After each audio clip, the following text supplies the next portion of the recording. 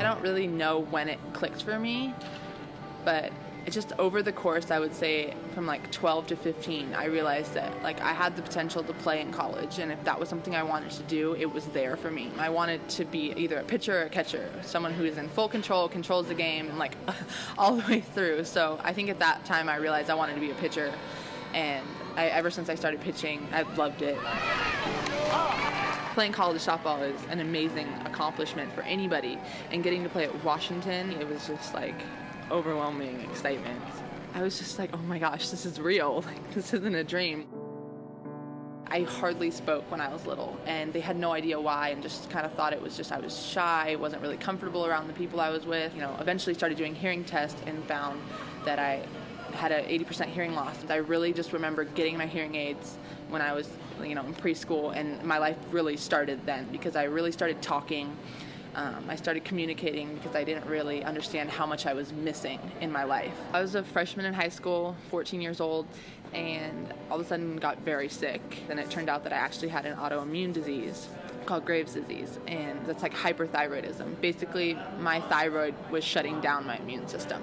At that point, it was like, no, like I'm gonna beat this. I'm gonna be better. I'm gonna get healthy. Like I will do whatever it takes. Around my 16th birthday, I started feeling better, and I started like gaining weight, and everything came back so naturally to me. Seeing her beside you, doing all the work, doing everything that you are doing when maybe she's not having a good day, maybe she forgot her medication, maybe she's feeling absolutely terrible inside, but she puts on a face where you can never tell what's going on. It was my third day of practice as a Husky, and it was like the last inning of the game, and I had Hooch Fagali, 2 strikes. I had her, and I threw her a changeup, and she hit it square, and it came right back at me. I saw the ball coming, and all I had time to do was like turn my head a quarter of an inch. It happened so fast, nobody could even blink. And it just hit me smack, like right here. Everybody stopped what they were doing and ran over to the field. And I just saw blood like everywhere, and I was just like, what just happened? We honestly didn't even know if she was alive, to be honest. I'd never seen anything like that. You don't even have 47 bones in your face, but I fractured them 47 times. Luckily, they were all broken so bad that they just held. I overcame the hearing loss and the Graves. It's like, this is just another obstacle that's just thrown my way, and now I gotta get over it and move forward.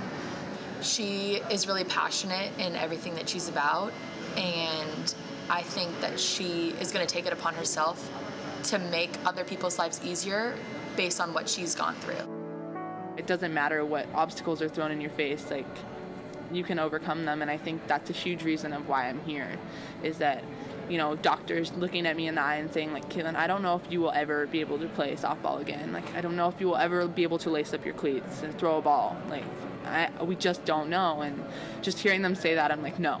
Like, that's not an option. I'm sorry. Like, you don't know me. Like, you're not going to keep me off the softball field.